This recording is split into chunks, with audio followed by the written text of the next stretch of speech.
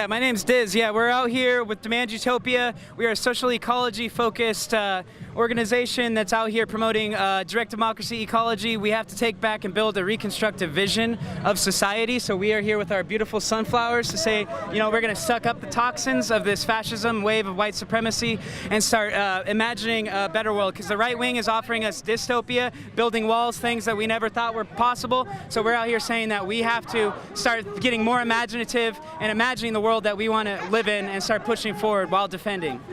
Yeah. So why do you think opposing this particular group, Patriot Prayer and the Proud Boys, how does their particular thing figure into this vision you're talking about? Well, Patriot Prayer has been coming out here ever since the Trump elections in Portland when we had 10,000 people in the streets. There was $1 million worth of damage in the streets that happened. And basically, ever since then, there was a wave of protests and declared riots of dozens of them. And Patriot Prayer came out and started doing citizens arrests and that sort of thing. So they are a reaction to our mobilization, to our manifestation and condemnation of where things are going. And I think that's a parallel for the entire right-wing push right now with Trump in general. It's a response to things like Black Lives Matters, hitting the street, you know, trying to fight back against white supremacy and police brutality. And so what Joey is hoping to do is to smash our movement into submission and distract us. And we're out here to say we need to keep the eye on the prize of building a world beyond capitalism, hierarchy in the state, and free ecology. So yeah, so some of the other people we were talking to across the street earlier this morning were saying like,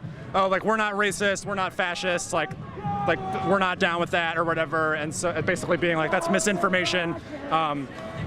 So what would you say to people that say they're just here for a free speech rally and they're not like racist or fascist or Well, whatever? I would say, you know, we have a video on our website that talks about this, right? There's a Richard Spencer clip where he's having an interview. He's like, "Are we really about free speech?" He's like, "No, we're just radically pragmatic." It's a sort of cover, and I think for a lot of those people over there, they may not consciously identify, but that's the thing, they're not conscious. They don't really fully understand, I don't think, what they're doing, and a lot of them do. A lot of them are, so it's this weird mixture of people, and I think like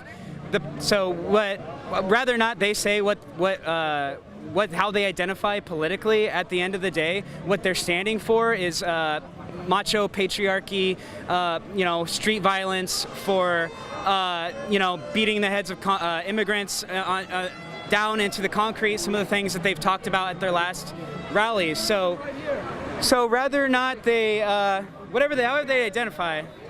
Yeah. That's kind of what they're about, is violence, street brutality, and just balls out for America. That's what these guys are about. Balls out for America, yeah!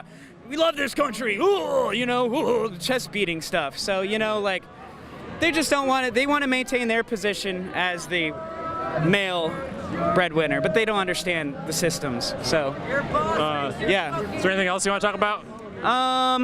You know, we're out here again for social ecology, and that's about like building neighborhood direct democracy. We want to see that shit supplant the current systems of like city governance by replacing it with local neighborhood directly democratic councils on the spirit of Rojava and the spirit of the revolutions that are sweeping the world. We take inspiration from that, and we want to see that build with the youth across this country, where we say we are going to transform our cities from these city managers who control it by the corporations, these local bureaucrats, to one where we have popular direct democracy, where we actually have a say in the world around us, and we start working towards these things of combating climate change and all of these systemic, you know, oppressions that continue to assault us on a day-to-day basis. So, yeah. Sweet. Thanks for talking. Thank you.